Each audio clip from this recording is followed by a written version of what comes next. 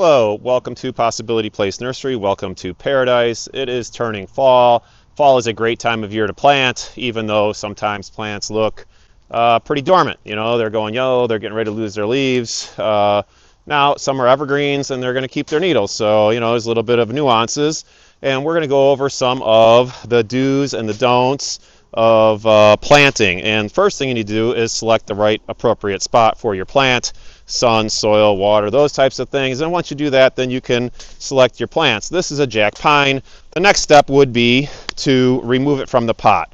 And there's many different ways, many different techniques. Never yell at your plant. That doesn't get it out of the pot. You can be like, get out of the pot. And that's not going to work.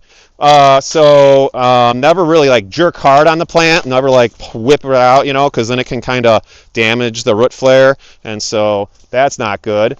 And so what the container, maybe we should talk a little bit about the container. This is a green, it's a biodegradable wood pulp container made out of wood pulp. And you can see from the first one, it kind of gets warped from the sun and water, and it changes. And so it kind of shrinks a little bit or changes, and it can grow mushrooms and such. So a couple different ways I like to get the plant out of the container is if you have a solid surface, you can kind of just lightly tap the container and it comes out, and then you still have a nice solid root system, and that is a beautiful root system ready to go in the ground. Now, I just brought a couple different species. This is Ilex verticillata, and this one's pretty sturdy. You can really feel it when you get it at your house or whatever. You can feel it, and you can just roll it back and forth sometimes when it's on there, right? Just like that, and then it comes right out. So again, really nice fibrous root system, beautiful. You don't need to cut this up or anything. That's because it's in this beautiful biodegradable root maker, and you get, because of the design, you get very few, if any, circling roots. So straight into the ground with that one. Beautiful plant. So also some plants, are super rooted, like this 9-bark. 9-bark, very aggressive shrub.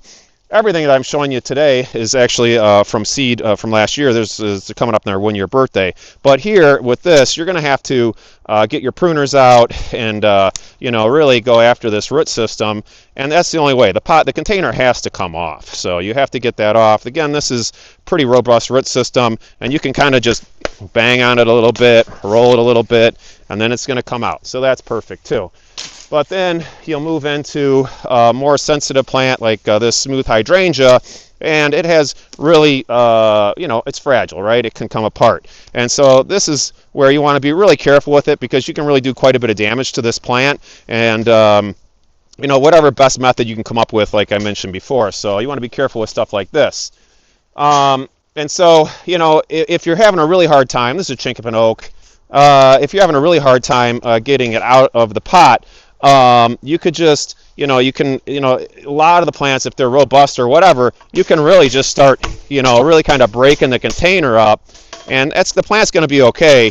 But the pot has to come off. So let's talk about planting now. Now that we kind of come up with some techniques of getting the plant out of the pot, I'm going to put a spice bush in here. Actually, it's fall. This plant looks very dormant. It's perfectly fine. And when you get it out of the pot, you'll see it has a really nice root system. The root system's very much alive. No circling roots. Looks fantastic. And so you just make a nice little hole for yourself. This is really good soil here. And so you just kind of make a little hole. Really important to make it decently bigger than the 1 gallon or the container you're putting in. So that's a nice size. This one's pretty wet, but I always have a bucket of water next to it. I always like to push the plant down in a bucket of water, let those air bubbles come out, and then pull it out. And I'm going to do this on purpose so you can see. You don't ever want to dig really deep, and then you don't want to throw a plant in like that and cover it up, right? It's way too deep. Roots breathe like we do. They need to, you put further in the ground, it's not going to be able to breathe. So you want to bring this plant up so that the top of the root flare, this is the root flare right here, right, where the roots start off the trunk. You want to make sure that's slightly above grade or at grade. I always go slightly above. So fill some soil in there. That's still too low. A little too low still. Right about there. It's looking good. So right about there, right? And so that looks fantastic.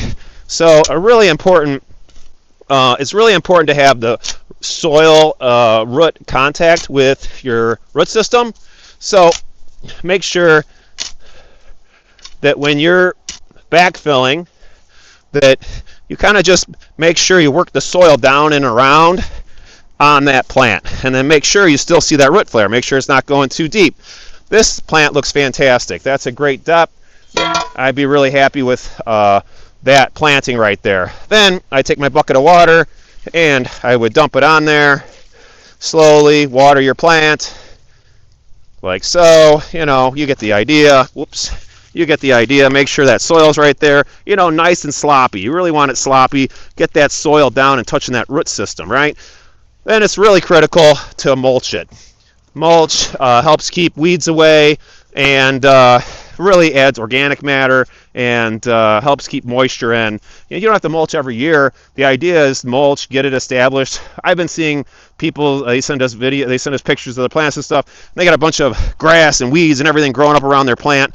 Well, that's really difficult for a small little 1 gallon to overcome, or any plant to overcome. You want to keep the competition away for a few years. So put some wood chips on here.